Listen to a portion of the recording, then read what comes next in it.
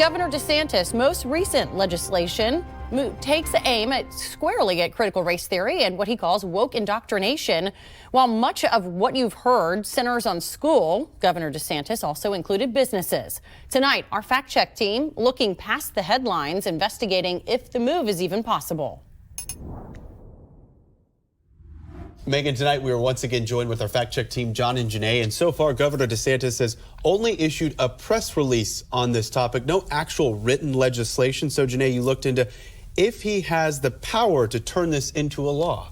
So without the actual bill text, it's hard to answer that question. But we can look at what he says and where he cites his information from. Now, the governor uses 3 national examples of businesses promoting critical race theory as a reason why he believes his proposed law is necessary. Now, his press release includes web links that highlight prominent American companies like Raytheon, Bank of America, and Google. And he accuses them of CRT in their culture.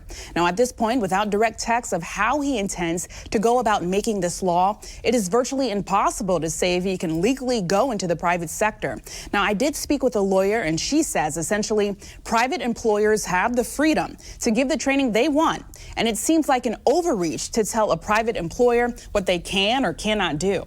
And John, for some further perspective on this, you looked into previous legislation that we've known the governor to support in the past to see where this goes moving forward. Right. So back in April, the governor signed anti-rioting legislation into law. Its official name, the, quote, Combating Public Disorder Act.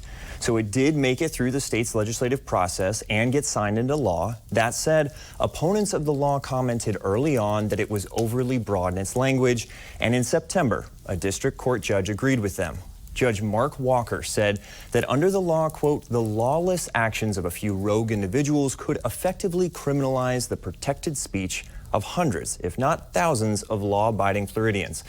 But the governor hasn't been discouraged, saying that the case will go up to the Court of Appeals and that he fully expected that ruling from Judge Walker. So as to whether the, quote, Stop Woke Act will become law, yes, if it takes a similar course to the Combating Public Disorder Act, but that road leads to a court system, and then it's up to a judge to decide. And we'll count on you both to follow this to see where it goes moving ahead. John and Janae, thank you so much. When the Fact Check team, as we continue on, we will follow developments on this and several other issues.